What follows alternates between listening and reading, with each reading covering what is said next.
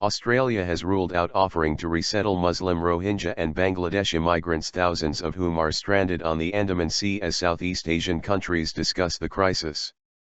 Nope, nope, nope, Prime Minister Tony Abbott told reporters Thursday, insisting that people seeking a new life need to come through the front door, not through the back door.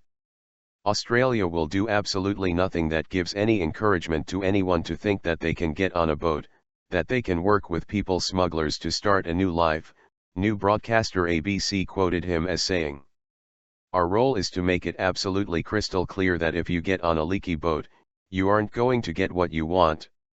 Abbott's comments come a day after Malaysia and Indonesia, where thousands of migrants have been washing ashore, agreed to offer temporary shelter to the around 7,000 stranded Rohingya and Bangladeshis, but only if the international community agrees to then resettle them after 1 year.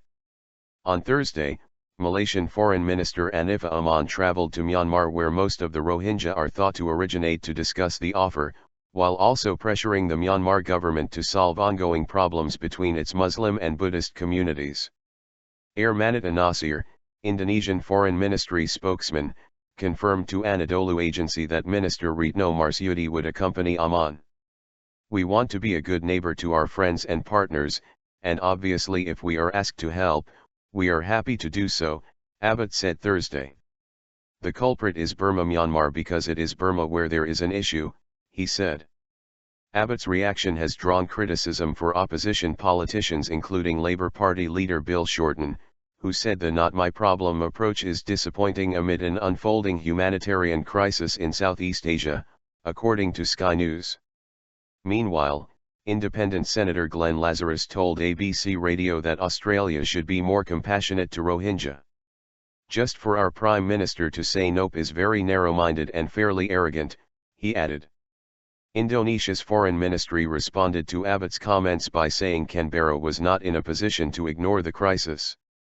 My point is this: countries that are parties to the Convention on Refugees have a responsibility to ensure they believe in what they sign, the Sydney Morning Herald quoted spokesman Air Manita Nasir as saying. Indonesia, Malaysia, and Thailand, after whose crackdown on trafficking boatloads of the migrants began turning up on the three countries' shores, are not signatories to the 1951 United Nations Refugee Convention that would oblige them to resettle a certain number of refugees. The US, the Philippines, and Gambia have offered to accept some Rohingya, while Turkey announced it would donate $1 million to support aid activities. The Gambian presidency has released a statement saying, as human beings, more so fellow Muslims, it is sacred duty to help alleviate the untold hardships and sufferings these fellow human beings are confronted with. Meanwhile, the U.S. State Department said Washington is prepared to take a leading role in the multi-country resettlement effort led by the UN's Refugee Agency. The U.S. has so far resettled more than 1,000 Rohingya refugees during the current fiscal year that began October 1 and provided nearly $109 million in humanitarian aid during that time, according to spokeswoman Marie Harf. The U.S. stands ready to help the countries of the region bear the burden and save lives today, she said. We have a common obligation to answer the call of these migrants who have risked their lives at sea.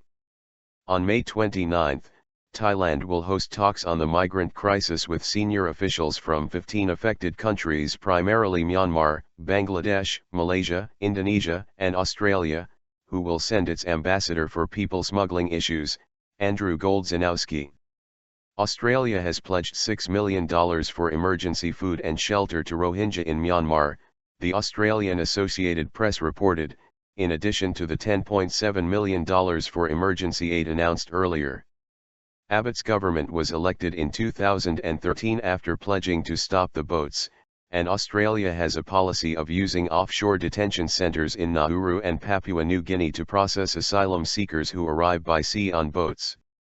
Last September, it signed a $35 million bilateral agreement with Cambodia to resettle only genuine refugees who volunteer in the Southeast Asian country. The signing of the deal between Australia's then Immigration Minister, Scott Morrison, and Cambodian Interior Minister Sarkeng in Phnom Penh had been met with widespread criticism. Refugee advocacy groups said Australia was shirking its obligations to the UN Refugee Convention by passing off vulnerable people to one of the most corrupt countries in the world.